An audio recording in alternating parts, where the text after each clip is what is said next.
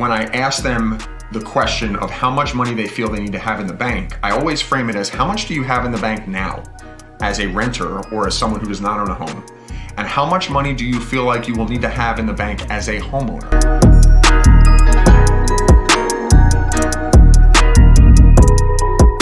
What's going on, everybody?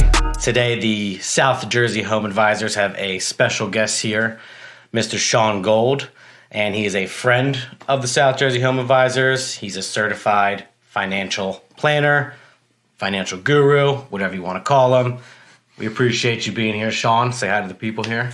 How's it going, everybody? Thank you all for having me. Really glad to be here and excited to get into some of the content for today.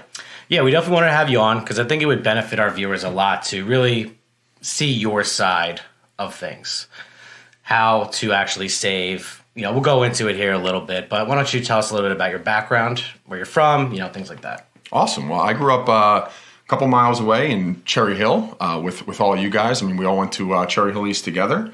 Went to Temple University for undergrad. I've been living in Philadelphia ever since. The only job I've ever had is a financial advisor. I'm a certified financial planner. And couldn't be more excited to be here today. I mean, you guys do great work. You're doing a great job educating South Jersey folks and people in the greater South Jersey area. And I just feel like a lot of people are trying to buy a house right now, and I'm getting inundated with questions about what is the right way to start saving for a house. And, hopefully we'll be able to provide some good education today. Absolutely. That's why I wanted to have you on here. Now, what exactly does a CFP do? Like, in the simplest terms possible, what does a CFP do? Excellent. So I thought a lot of different ways to try and answer that question. And what it really boils down to is I help people make smart financial decisions with their money. Easy enough. So at the end of the day, what we really try and do is help people identify their financial goals, prioritize those financial goals, and then build strategies to reach each one of those successive goals.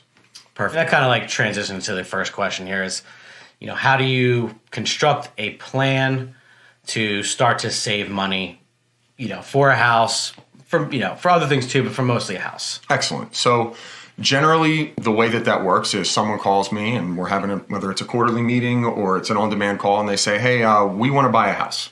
And it doesn't necessarily matter if you're a first-time home buyer or if you're looking to potentially buy a second home, because a lot of people who are lucky enough to work with folks like you and get a wonderful mortgage rate over the last 2, 3, 4, 5 years, they have no intention on selling that house. Yeah. So the strategy for saving and buying a house when you do not have a big pool of money from your last home sale is the same thing as being a first-time home buyer. So it always starts out with goal-oriented questions. In a perfect world, how much are you going to be able to put down on a home, or what is your home budget? On the flip side, we always like to look at the other side. Hey, if it's maybe not a perfect world, right? Ideally, you'd want to put down $50,000 on a down payment. Yeah, we'd all like to put 20% down, but that's of course. Yeah, that's not the case for most. Of course. So depending on whether it's 20% of the total cost or whatever you can afford, the way we tend to frame it is ideally, I would like to put down $50,000 on a home. However, if things don't necessarily break the right way, it would be acceptable if I only put down about $40,000. So now we have our budget. But when it comes to goal-oriented planning, budget is only half of the battle. The other half is, what's the time frame? So if someone calls me and says, I have $10,000 in the bank and I want to be able to buy a $500,000 home and put down 20% in the next few months, well, we can't really do that. Yeah, that's just wishful thinking. Of course. So it comes down to, ideally, I'd like to buy a home in a year, but it would be acceptable if I bought the home in 2 years. So now we have a best case scenario and a worst case scenario. Ideally, in 12 months, I would like to be able to put $50,000 on a home. In the worst case scenario, in 24 months, I'd like to be able to put about $40,000 on a home. From there, we really dig into where your financial status is. How much money do we have in checking and savings? What other investments might we be able to use? What is your cash flow? And then we ideally try and build a strategy that you'll be able to have the money that you need in the time frame that you need it, so you'll be able to accomplish your goal of buying a home. Right. So what you're saying is basically, your plan is going to differ from how long out you are from buying. Right? Oh, absolutely. Everyone's different. Someone trying to buy in a year, his or her plan is going to be different than someone buying in 3 years. Absolutely. You talk with people that are fresh out of college and they just start making money and they say, I want to be able to buy a home in 5 years. Well, I still don't own a home right now, and I have my own strategy. Hopefully, I will be able to buy a home at the end of this year. Ideally, I would have bought a home at the end of last year, but interest rates, the housing market, we want to try and make financially responsible decisions, and this just comes right back into goal prioritization. So at the time, I would have loved to have been able to buy a house last year, but that would have infringed on other things that I had higher prioritizations on. Yeah, life events, things come up, stuff happens. Absolutely. But I mean, someone that's looking at it, let's say a year out, is their plan going to be more or less risky than someone who's looking at 5 years? Like, does it go that way? No, that's a really good way of framing the question. So generally speaking, when we talk about building strategies to purchase anything, whether it's a car, whether it's a home, whether it's anything at all, taking risk in the market, if your goal is less than 12 months, is, that's risky, right? So if you have $50,000 in an account and you want to be able to grow that to $70,000 to put a down payment on a home. In a year. Yeah. And you put that in the market, well, on average, 25% of the years are negative. Mm-hmm. So we're experiencing that right now. Yep. If you wanted to buy a home in a year, there is a good chance that you will be 20% lower on your assets. Now, there's more likelihood than not that the market will go higher. But what it really comes down to is if you have less than a year, I probably would not feel comfortable taking any market risk. So what would you suggest? So right now, if you are at a big bank, you're probably not getting any interest, right? Your checking account, probably not getting any interest. How much interest do you get at the average bank? The average bank, let's just say generously less than 1%. Right? Big time. There are, various apps, there are various money markets, there are different ways you can buy treasuries, there are different ways to get a near guarantee of about 4 to 5% interest. Yep. So if you have $25,000 in a savings account getting less than 1%. Just like a regular Chase, PNC Bank. Exactly. Even though it's in a savings account versus a checking account, you're probably not getting a fair interest rate comparative to what you could get if you shopped around. So the way I like to frame it is if you have $25,000 that is not producing interest versus $25,000 at 4%, that's $1,000 a year. Yep. Now that's not hitting a home run, but when we need to have that money for a goal within 12 months from now, it's more important that you have the principle that you started the goal with than taking risk to try and grow it. Now the flip side, if you have 5 years, well, now we have some time to embrace some risk. Yeah, because the market, it goes up, it goes down. So over 5 years, would you say generally it's going to come back, Absolutely, right? So the way that I would look at that is for the first 3 years of those 5 years, we can afford to be aggressive. Yeah. And maybe we start with, nothing. And we're putting $500 to $1,000 into an account on a monthly basis. And at the end of year one, you might have 12 grand and maybe it grows to 15 grand, right? You put $1,000 in a month. And then maybe year two is a bad year in the market. So you put your $12,000 in and your 27 shrinks down to 24.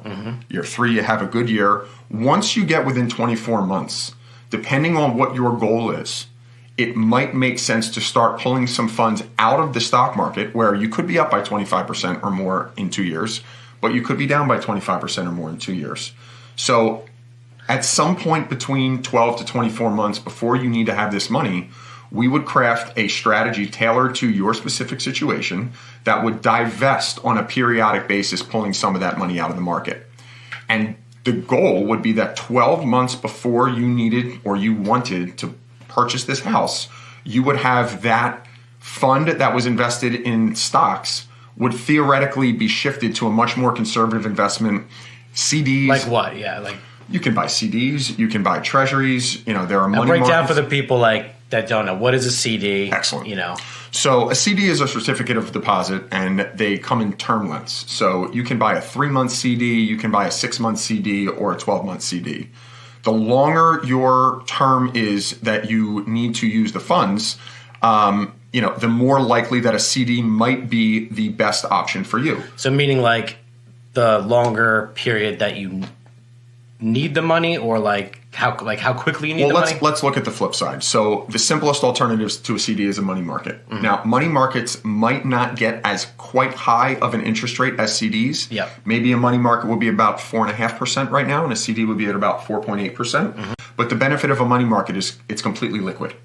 So let's you just take it, withdraw it whenever you need. Exactly. Yep. So if you have 2 years to buy a house and you can lock in a 5% CD for 18 months, if you know you are not going to touch that money in 18 months, yep. that might be a viable alternative. That's what I wanted to clarify. Exactly. You can't touch it for 18 unless you get taxed on it. Is that how that works? No, there are restrictions to get that money out. There's fees or something? Yeah. So if you put $10,000 into a CD, if you keep it in throughout the term, you're going to be guaranteed your principal back plus interest. Right. If you take it out early, it could trade at a discount. You might not be able to maintain getting your full principal out. Gotcha. With a money market, so using a personal example, wanted to buy a house at the end of last year. So for me, if we go back to the beginning of last year, maybe I would have been able to buy a 6 or 9 month CD because it was important that I had this money liquid and ready to be used to buy a house in the fourth quarter of last year. Yeah, you need to show those funds. You need to have a certified check if you need it. Exactly. So when I realized that last year was not going to be the year that I was going to buy a house,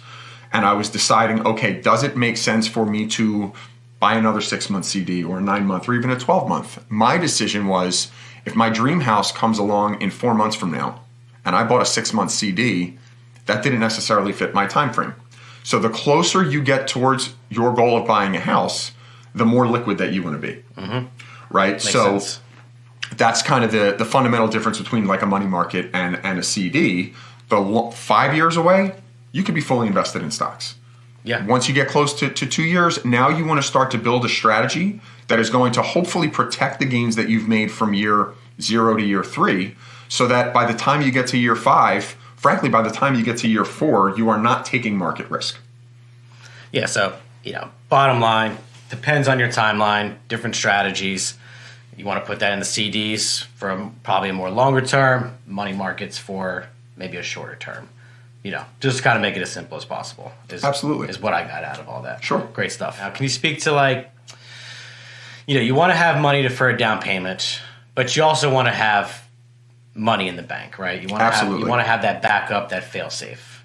Awesome. So when we build financial plans for people, we always start with the foundation, right? So the foundation is a few things. It's your emergency fund, and as you start to build a family, we want to make sure that you have the appropriate types of insurances. Right. But for the sake of this conversation, let's talk about the emergency fund.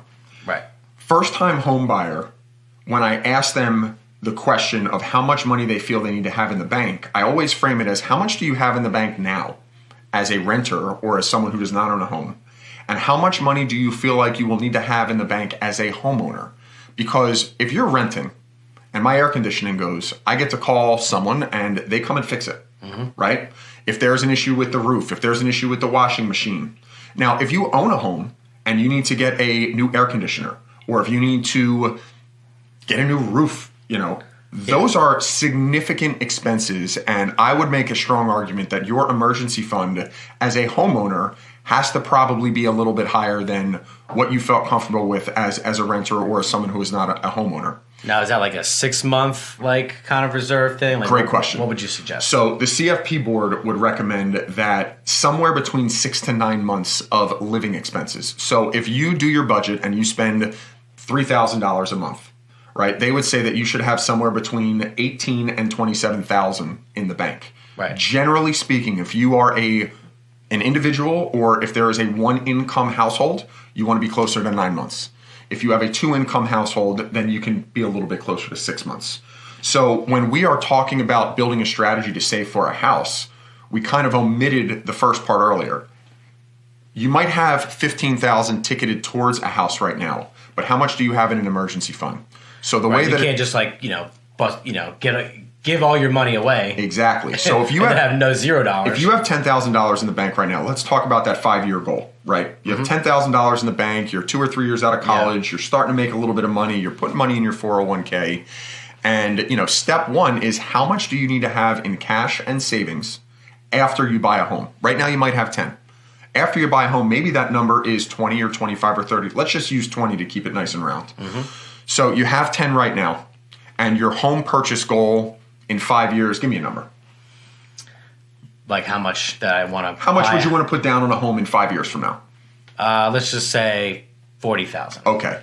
So if you have 10 and your post-home purchase emergency fund goal is 20 and your home goal is 40, we now need to get your cash, your emergency fund, your emergency plus home fund, whatever you want to call it, we need to grow that from 10 to 60.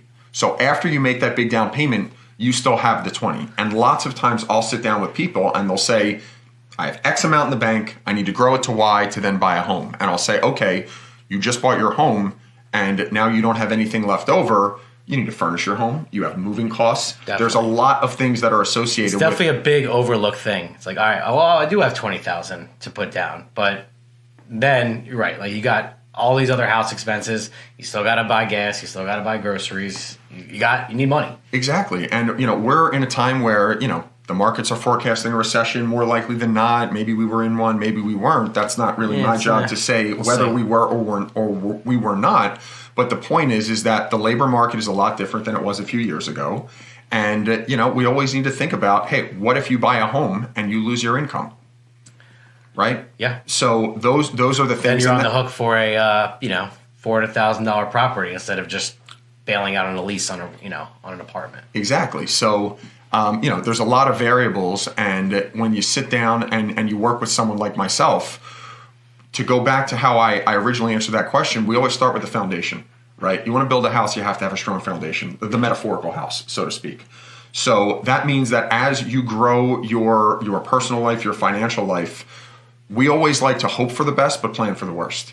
And if you buy a house and you do not have an emergency fund, you're in World Series trouble. But if you buy a house and you have your emergency fund, that would be the more appropriate way to kind of continue to take steps in your personal and financial life to help, after your home purchase goal, to help reach the other goals that you and I have laid out throughout our meetings and when we work together. So what you're saying is, if you want to buy a house, talk to you first. Look, I think that it would be irresponsible to not put some sort of a game plan together to buy a house. If you are just saying, well, my money that I make goes into my one account and I've got an IRA and I've got a 401k and maybe I've got an HSA and, maybe I'll be able to use my 401k money to buy. And yes, there are provisions that you can get up to $10,000 out of retirement accounts for a first-time home purchase. But, is that the right thing to do? Should you be contributing excess to a 401k with the hopes of getting money out of a 401k for a house? I would argue almost the exact opposite. Focus on the goals that we lay out and build strategies that are going to help us reach those goals. If we need to build a $20,000 emergency fund and a $40,000 home purchase fund, I would make a strong argument that we should have the money that we want to go towards those goals to be in accounts that are best suited from a taxation standpoint, from an investment standpoint. We want to make sure that everything is aligned with the goals.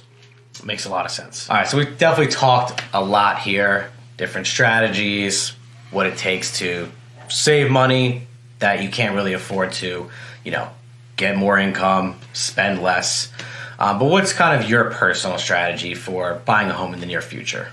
So I'd like to think that I practice what I preach. And the conversations that we've been having so far today is effectively the strategy that I've had. So about 4 years ago, 3-4 years ago, I started to save for a home. And at the beginning of 2022, we were within 12 months of my home purchase goal. So by the end of 2022, had there been a better home market, I had the budget, that I had laid out as a goal. I had the funds in a money market account ready to go. And obviously, interest rates did what they did. The home market did what they did. I try and stay conservative and didn't want to kind of spend above my means. So I increased my rent one more year. And I guess the next component of the strategy to build off is if you already have an emergency fund and then you have the amount of cash in a conservative investment, whether it's a money market, whether it's CDs, something along those lines, well, you do not need to continue to build that cash pile once you have already accomplished your goal. Now, my goal of saving enough money to put down on a house has been accomplished, but now I just need to find the right house. So as I mentioned before, you can lower your 401k contributions or your IRA contributions, which I did do in order to generate the taxable savings that I needed to buy a house. Are you keeping that in savings, right? Like that money, is that in savings right now? Is that like in a high yield account? That money is in a higher yielding money market fund. And you can liquidate that at any time you want to? I can liquidate that whenever I want to. And that's why it was really important to have that money liquid, because if you have the money saved up and the right home comes along, yeah, you want to be ready. You have to be ready for it. In this market, yeah. You got to make an offer the day it goes on the market. So if you make long-term concessions, maybe you lower your 401k doesn't have a match and you lower your 6% contribution down to 0. Once you are able to save up the amount of money that you need for your home purchase goal, and you have the residual amount of money that you need in your emergency fund for after you purchase the goal, your reserves. Yep. Well, then you can start to turn back on the 401k. You can start to contribute to your IRAs again. You can start to contribute to taxable accounts again. So, the journey or the flow chart, so to speak, is you make sure you have the emergency fund. Then you build up to your home purchase or to your home budget goal. Then you have that amount. Well, now your savings goal has effectively been accomplished. Now we go back to the drawing board and we say we work X amount of money per month into the savings account. You've now hit your goal. Now we can take some risk with that, because if your next goal is retirement, I don't have children yet, so I'm not contributing to 529 accounts or anything along those lines, college savings. You can afford a little bit extra to put into the market, gamble a little bit maybe. Exactly, right? I wouldn't call it gambling, so to speak. Maybe it's a strong word. I think I understand what you mean. But the point is that once you have the amount of money saved for your shorter term goals, then you can start to embrace risk, because me personally, after my home purchase goal, my next important goal is retirement. So contributions to my IRA you want to retire as soon as possible. Exactly. So, I'd like to think I did a pretty good job in my 20s saving up for retirement, contributing to my 401k, my various IRAs throughout my career. Over the last 2 years, retirement was not the primary goal. Building funds for the home purchase, and I had bought an engagement ring a little bit ago. So there are things. Congrats, by the way. Thank you very much. So there are things that you have to accomplish before retirement, and now that the home purchase goal has effectively been accomplished, I can turn the lever back towards retirement savings. Now, do you suggest just like general money market accounts, or do you generally invest in like specific stocks? What do you typically do? Are we talking for retirement, or are we talking for the home purchase? Just in general, I would say. Yeah, so, I like to tailor the strategies of the individual accounts towards the goals that they are aligned to. So when I talk about retirement, I have at least 30, hopefully less, but, I think 60, 62-ish, if you look at the earliest you can take Social Security. Yep. Right? That's about 30 years for me. And I embrace my time horizon. I embrace my risk tolerance over that time. So I own mostly stocks. In a well-diversified, long-term oriented portfolio, because I am very aware that every 3 to 5 years, maybe a little longer than that, maybe a little shorter, we're going to have a bear market. Right. You're not looking to get rich quick. And I'm comfortable with bear markets. We've seen a few of them in our adult lives so far. We're in one right now. Yeah. And as an accumulator, as we all are, and the word accumulator is, when we talk about phases of life with respect to our money, you're in an accumulation phase or you're in a spend down phase. Yep. As an accumulator, a bear market doesn't have to be a bad thing, right? There's a big sale going on in the S&P 500 in the global marketplace right now. So if I were in retirement, bear markets can be scary. You watch your overall net worth go down by 20% as you're spending it. Yeah. That can be a little bit scary. But as accumulators, as most younger folks are, bear markets don't have to be scary. One good question that I like to ask clients who get a little bit nervous, you talk about someone who's got at least 10 years from retirement, and they call me and they say, Sean, we're in a bear market. Like, should we go to cash? Well, first of all, not me, not you, not Warren Buffett, not the client. Nobody can time the market. Mm-hmm. So, if we know that in the long run, stocks are generally going to go up, and on average, I like to say 7% a year sounds about right. If you have a 10, 20, 30-year time frame, then you should not necessarily be looking at bear markets as a bad thing. Yeah. So you have money that goes from your 401 or your paycheck goes into your 401k. You are dollar cost averaging into the market on a regular basis, which means as the market goes lower, you technically get to buy a little bit more, which means when it eventually recovers, you get to realize in those outsized returns. Gains, So the way that you framed the question was really well thought out. My home purchase, which I might need to have funds ready to go in 3, 6, 9 months, I'm taking no risk on that. I'm in, and now it's not, money markets are not FDIC insured, but you find a money market with a great track record. There's a lot of them paying over 4%. If I can't get 4% at my bank and I can get 4% in a money market and remain liquid, that's a very viable strategy, and it's the one I'm using for my home purchase goal. For my retirement in hopefully 20, but I think that's a little bit more pie in the sky, but 30, 40 years from now, the ebbs and flows of the market in the long run, we have to get a little bit more comfortable as long-term investors, understanding that every 5 years or so, we're going to have a bear market. But on the other side of that, we need to understand that in the long run, money tends to double in the market every 10 years, the law of 72. If something grows at 7.2%, it's going to double every 10 years. Historically, market's probably done a little bit better than 7%, but I always like to use 7% as a conservative number when I sit down and build financial plans with my clients. And if I've got 30 years, 10,000 now could be 20, 40, 80. And that's really the way that I think about it, is every dollar that I can put towards my retirement should theoretically be, 8x of what it is now? 2, 4, 8, right? If you're 25 years old and you want to retire at 60, then every dollar you put into your 401k, every dollar you put into your IRA at 7% growth, which I'd like to think is a pretty conservative number, that's going to be 16x when you retire 40 years later. Yeah. These are things that, a lot of people don't think about. They didn't teach us this in school. And I wish they did. They should have. I mean, they were teaching us, Pythagorean theorem and, whatever else. But look, A squared plus B squared equals C squared. Use it every day. But, they don't teach us this in school. This is something that a lot of people do need to know. But even if, speaking on the mortgage side of things, if you don't have that extra money to put away, a lot of people are paycheck to paycheck right now between rent and costs of living and everything. There are, programs where you don't have to put anything down. You can get down payment assistance now. So there's a lot of strategies in place to help you get a house. It's just finding a house. Well, exactly. And it just speaks to, when you're an individual or if you're a couple, you want to, look, if you needed to have a cavity fix, you're probably not going to do that yourself, right? If you needed to have some sort of surgery, you're probably not going to do that yourself. Now, picking stocks, some people like to mess around and have a little fun, but I would make a really strong argument. Buy a little Dogecoin, maybe a little. Sure, if your risk tolerance allows for that, then I think that there can be a small allocation of some long-term investments in some more aggressive stuff, and I think that might be a little bit of a conversation for another day.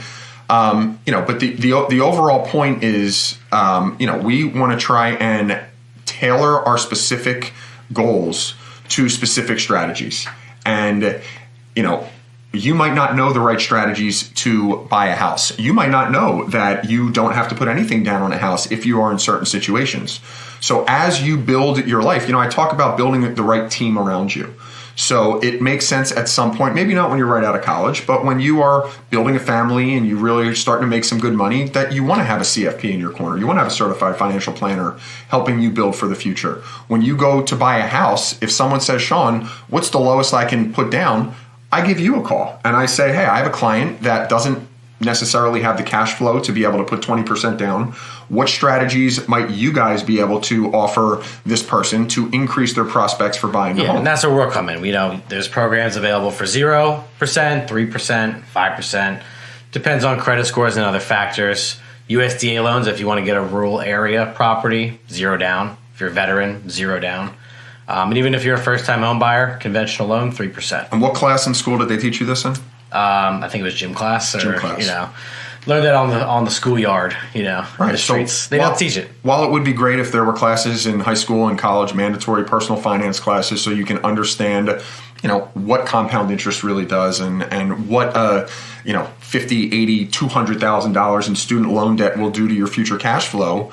The unfortunate reality is we're not ever taught that. So unless you're going to take... On purpose, probably. Absolutely. And unless you're going to take the onus for learning all that yourself and taking responsibility for executing it all, you work with folks like me, you work with folks like you, and you try and focus on what you can control, which is your own employment, make as much money as you can, trying to be financially responsible and not spending beyond your means. And then from there, we sit down and we help try and figure out what are your goals. And once you build a house goal, we craft a strategy. And once we're, within 6 months, 12 months, we reach out to you. We make sure we get pre-qualified, make sure we understand all of the different vehicles that might be available to us to help reach those goals. And then we reach out to, the real estate agents that help us. Yeah, shout out Mike Stepp and Brandon Schwartz, Absolutely. So it's really about focusing on building the right strategies, putting the right team behind you so that when you make financial decisions, you are confident about them. One of the things that I always try and ask my clients or, that I try and work with them on is I say, is there anything that is keeping you up at night? Sometimes it's, I have too much debt and I'll wake up in the middle of the night and wonder, how can I still have this much debt? Or I'm spending too much on renting and I really want to buy a home. And I think when you ask, not X's and O type questions, but you ask good, more emotional questions and you see what makes people tick, you can help them in ways that they might not really have thought about before. Yeah, they don't know. Like, most people are going to come in blind. They're like, this is how much I make me money. Kind of make it that simple. But asking the right questions and, it's something that a lot of people need to understand and really link with somebody like you, the certified financial planner. All right, so I'm like an average person. I have no idea what a CFP is. And I find your information online, a reference, I call you. So, like, how does it work? Like, am I giving you my banking and routing numbers? Am I just giving you a lump sum of cash to, work for me? How does it work? So that's a great question. And I would kind of, so the financial planning process, so to speak, we put some time on the calendar. If this was 2019, I'd probably be sitting down with you at your kitchen table, maybe at your office. Yeah, times. More often than not, right now, we're having a video chat. I would send you an email beforehand and it would give you a whole list of all of the statements, all of the things that I would want you to think about and kind of prepare to talk about when we sit down. So that's like bank statements, things like that? I would want you, most recent 401k statements, have a general idea of how much the balance on your mortgage, have a general idea of the value of your house. Just like your portfolio. Exactly. Have the information for when I ask you all the different questions about your current financial situation. Yeah. Because to really boil it down, it's where are you right now? And where do you want to go? And the where do you want to go goes right back into that goal-oriented focus of this whole conversation. So, okay, we would start out and the questions would be, how much do you have in checking? How much do you have in savings? How much do you have in your 401k? This sounds exactly like my everyday taking a loan application. This is the same thing. Exactly, right? We need to understand, I don't know if you guys use the terminology of KYC, know your client. Right? So that was don't, but I like it. That was a big buzzword earlier on in my career. And, one line that I say all the time is my ability to give financial advice is a direct reflection on my ability to learn anything and everything about your financial, family, and personal situations.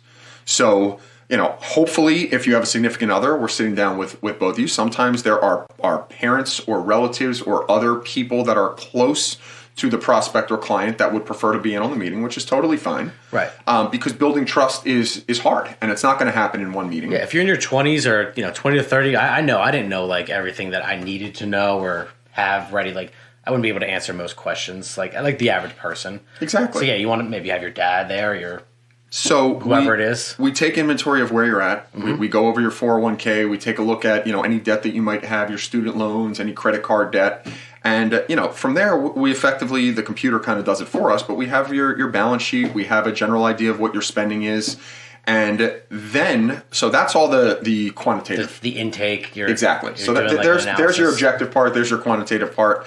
And then we get into what we really do, which is, again, to beat a dead horse, goals. It's just goal-based. Goal prioritization. So, okay. What if someone doesn't even have a goal? What if they don't even know? When I first started my career and I would sit down with someone younger, I would always ask, when do you want to retire?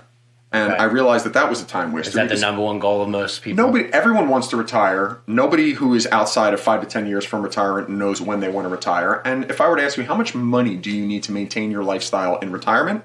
You'd look at me like I had three heads. Yeah. What financial goals do you have in the next 5 to 10 years? Right? Yeah. Is that the general question you'll ask everybody is like, all right, is that usually the time frame?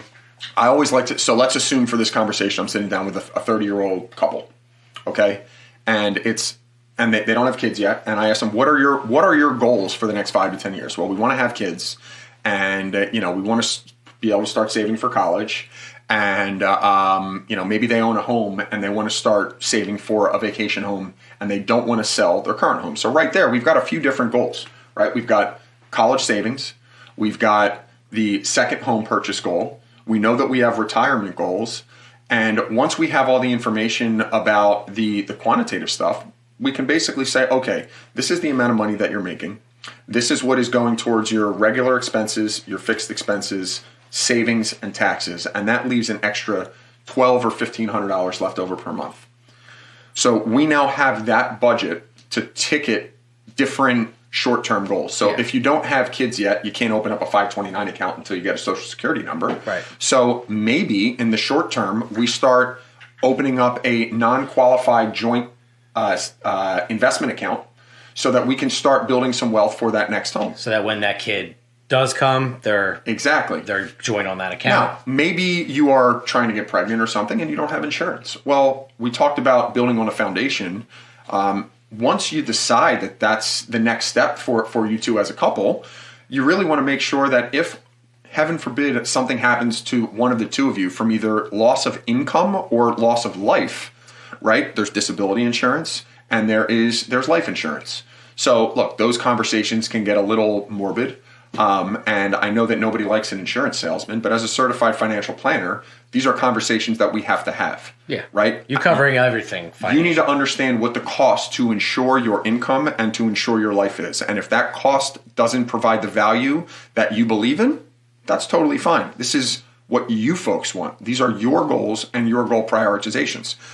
So from that conversation, maybe we deduce that, okay, let's say there are kids, to make it a little bit more complicated. You have two kids, and we say the $1,200 a month of excess income on top of your spending and on top of your 401k or IRA contributions.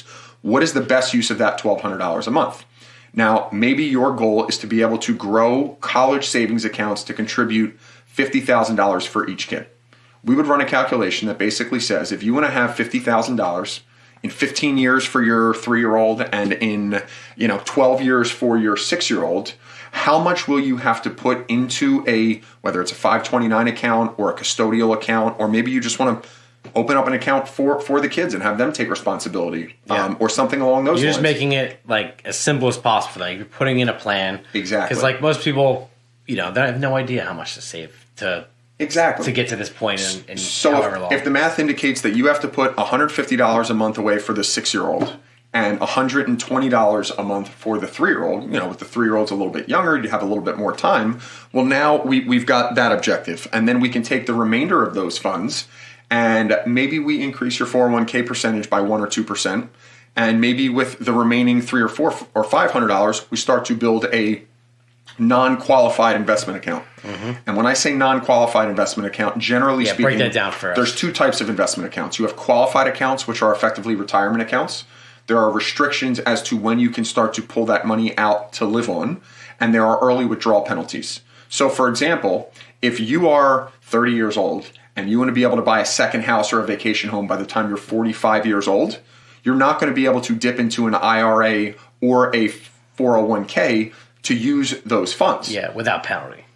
Without penalty, right? So, and the penalty is an additional 10% for early withdrawal. Yep. If you're in a 401k, a pre-tax 401k, you're going to have taxes at your ordinary interest rate. So if you withdraw $100,000, maybe between the two of you when you're 45 years old, financial and family situation, dollars combined.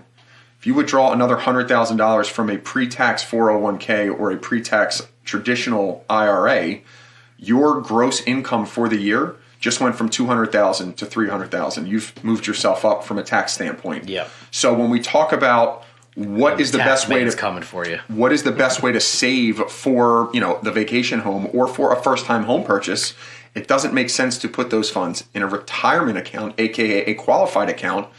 That's why there's generally a time in everyone's financial lives when you would want to start to build a non-qualified account for expenses that you're going to have before you are in retirement. And a lot of that goes overlooked.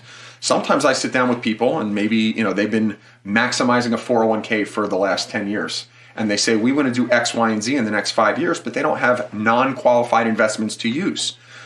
That is a financial planning issue that probably should have been rectified 10 years ago. Yep. When they said, hey, we want to retire early at age 50. If you retire at 50 and all of your wealth is in 401ks, you're a little bit behind the eight ball because you're not going to really be able to touch that for a number of years. Like without 62 or something? What is it? You can get money out of retirement accounts at age 60. There are some provisions that provide some in-service withdrawals at 55. Yeah, like emergencies or something like that. We're getting a little bit in the weeds and there's some nuance there. But the long story short is that if you have goals before age 60 years old, you probably should not be saving specifically for those goals in your retirement accounts. You should be saving for those goals in either non-qualified accounts or college funds or something along those lines. All you hear, as a general, information is put money in a 401k. Exactly. Put money in a 401k. That's most people know the term 401k. Yes. That's about it. Right.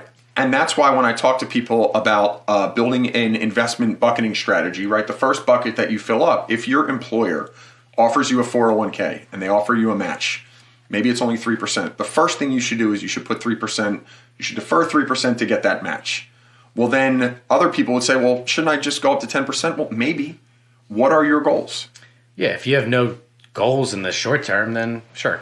Absolutely. Sure. But if you want to be able to buy a home and you don't have the amount of money saved up that you do, and you are putting 10% in your 401k, well, if we lower that to 3%, we've just increased your ability to save by 7% of your salary. Now, there's some tax, it's not going to be exactly 7% because you can get a deduction for putting money in a 401k and you don't get that for a non-qualified account.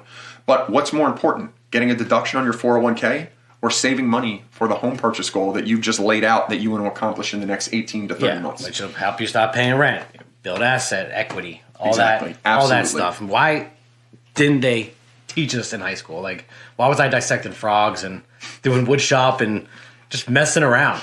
Just messing around the whole time. I don't know. I like to try and stay in the news and whatnot. And there are certain states that are adding provisions that you have to take. Financial literacy or something? Yeah. And we had all a great Cherry Hill East education and there were business classes that we could take. But I would just make a strong argument. Why are we not learning about personal finance, which is so much more important than, a marketing class for high school juniors and high school seniors, and the videos that we watched in health class our senior year, it's shouldn't we be preparing these kids to understand what taking on 50,000 or six figures in debt, how will this affect your life, right? The colleges that you want to go to, the starting salaries for the specific majors that you want to go into, taking on $150,000 of debt to go to a very expensive liberal arts school to study history, what does the average history major from that liberal arts school make? Well, look at that salary. Look at the amount of debt that you're going to be forced to take on and service on a monthly basis. Yeah. And I'm not going to say more often than not because I don't know what the stats here say specifically, but I can say that a good portion of the time people are not aware of how that debt works and when you have to start to pay it and how much it is, and what that can do to a young graduate's lifestyle. Absolutely. All right. So, as you know, South Jersey Home Advisors are all about, business and homes. It's supposed to be about South Jersey in general. You're a South Jersey boy. You're a Cherry Hill guy. Let's just see, give me your favorite food spots, pizza, cheesesteaks, the main categories here. Yeah. It's really hard for me when I think South Jersey pizza to not go right to Vito's. Right. So when I think about growing up, it was 2 nights a week on the more conservative end. So minimum 2 nights a week. Minimum 2 nights a week. Just good old fashioned pepperoni slices. They got a really solid chicken cheesesteak. The creamy Italian dressing is the best dressing ever. And the pastina soup is, So we're veering off into creamy Italian here. We're going to stay on pizza?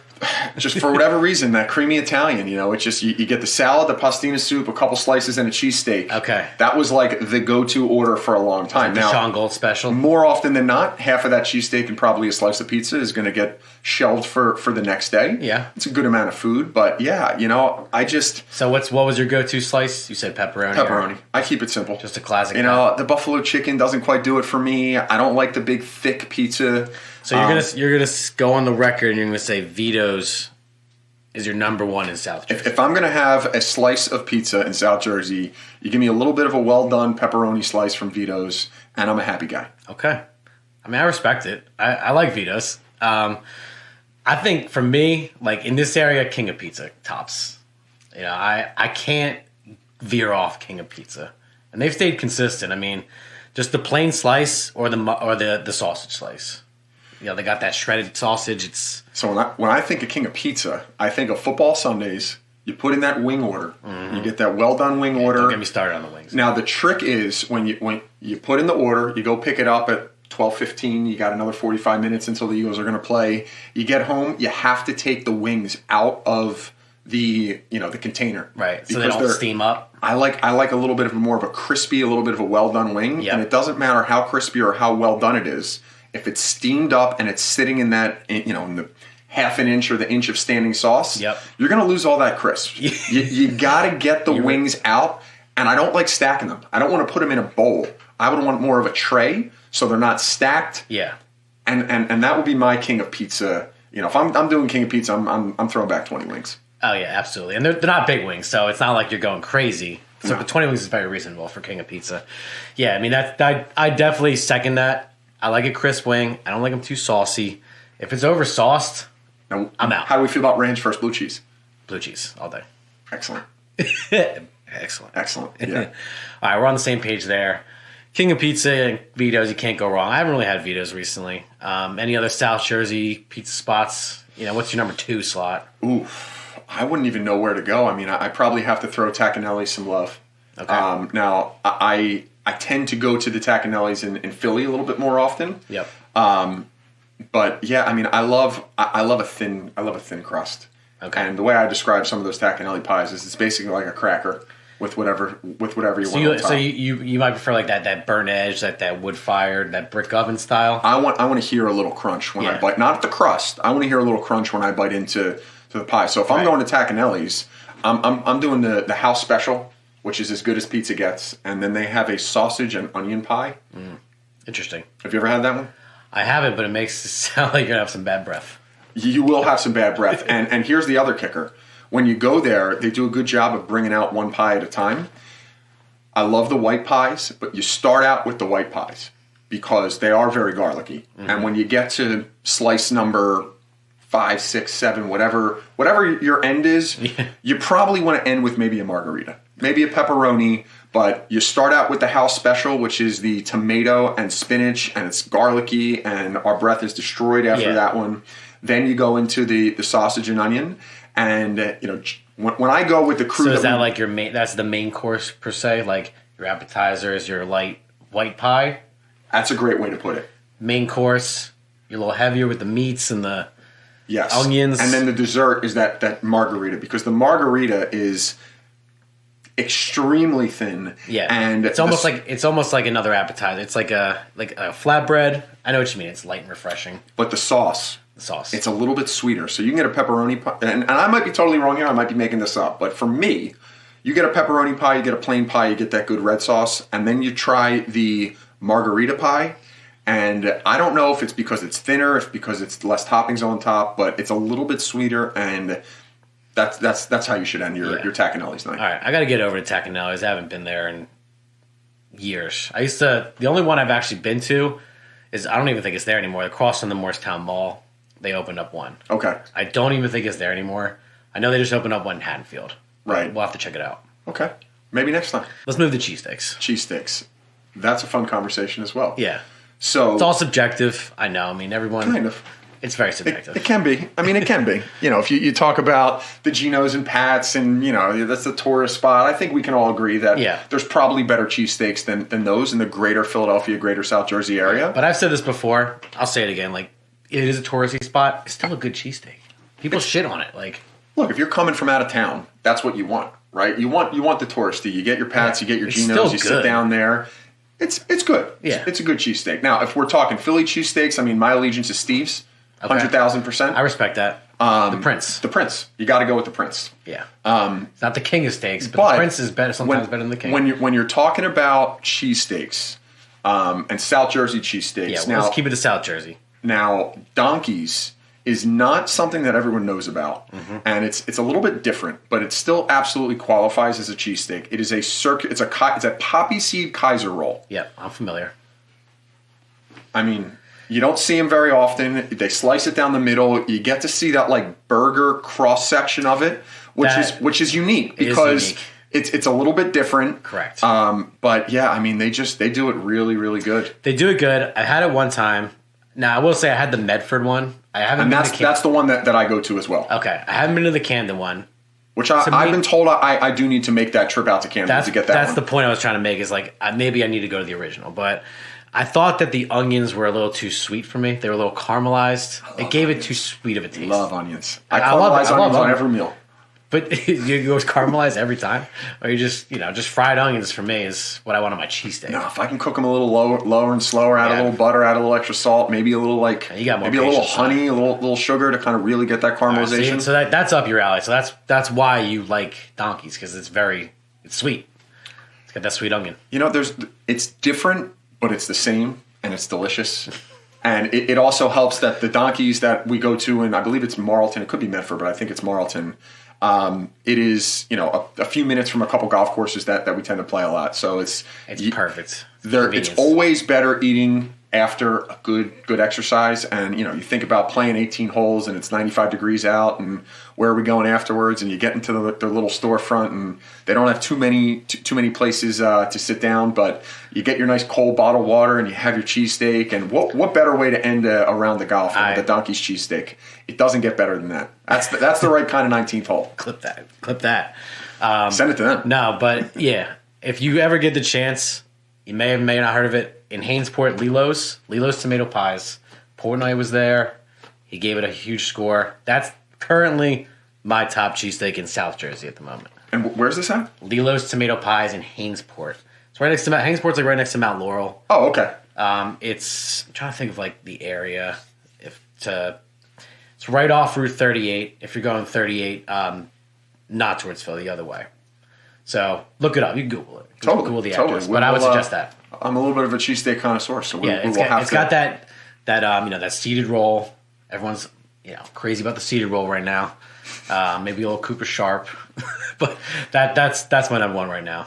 Cooper Sharp. Cooper Sharp. Is that like of all the cheeses? That's what you're going with? No, I tend to go American. I'm an American guy. So the reason that the Prince Steve's is my favorite is because they have. The vat, we've all seen the whiz. Lots of places have whiz, and they stick the big ladle in and they whiz it right on. Yeah. Steve's has melted American cheese. So they can stick that big ladle into an American cheese vat and ladle it on. And I think that's a really significant differentiator. That's a game changer for you. Yep. Yeah, I mean, it's like Chickies and Pete's, right? Like they do that melted American thing. Yes. And it's good sometimes, but sometimes I just want a slice. A slice of American. That's good stuff. And you're a 4 for 4 Philly sports guy. You're 4 for 4. Are you 3 for 4? I'm not the biggest Eagles fan. Are you out? You're not the biggest Eagles fan. I'm not the biggest Eagles fan. That shocks me because I always thought you were an Eagles fan. I try and play it politically correct, so I don't need to be vocal in it. But my problem was when I was really getting into football. Think like 1999, the greatest show on turf, St. Louis Rams. Okay. As a young kid who played football, I mean, for whatever reason, I fell in love with that team. Now, the year the Rams won the Super Bowl when I was 9 years old was, and I might be a year off, but I believe the next Eagles season started against the Cowboys with an onside kick. So we're like 9-10 years old. Yeah. The Eagles were bad our whole young life. Yeah. And it just so happened that the year after the Rams won the Super Bowl, and I kind of hopped on that bandwagon. I think that was Andy's second year. And that season, or maybe it was the year after, the Eagles wound up playing the Rams in the conference finals. And correct. That's the first year they went to the first of their 4 lost NFC championships against the Rams. Yes. So, other than that, I'm a devastated and heartbroken Sixers fan. As we all are. I used to be watching 82 Flyers games a year. They've been a little bit disappointing. I haven't watched them in a good little bit. I don't think I've watched 82 minutes of Flyers hockey this year. I haven't watched 82 minutes of Flyers hockey in the last 2 years, which is, if you've known me for any bit longer than 2 years, I was probably one of the bigger Flyers fans, but the direction of that franchise has been pretty sad. And obviously the Phillies have been, they've been a fun ride. They've been fun. They've been bad. They've been good. They've a ride, as you said. They always keep us on our toes. That's for sure. That's great stuff. Well, I think that kind of wraps up like everything we wanted to talk about today. We appreciate your time here, and hopefully we'll have you back on. Absolutely. Thank you so much for having me. This was a ton of fun. Glad we were able to make it work so quickly, and hopefully there will be a round 2, and maybe we'll do it at a Tacanelli's or a Donkey's or your cheesesteak place. We can get a little bit more scenic, but I'm looking forward to next time already. Absolutely. If you're looking to, get some financial planning advice, expertise, just have questions, you can find Sean on Instagram at slgold7. You can look him up on LinkedIn, just his name, Sean Gold. And as always, follow the South Jersey Home Advisors for more home advising content just like this. See you soon.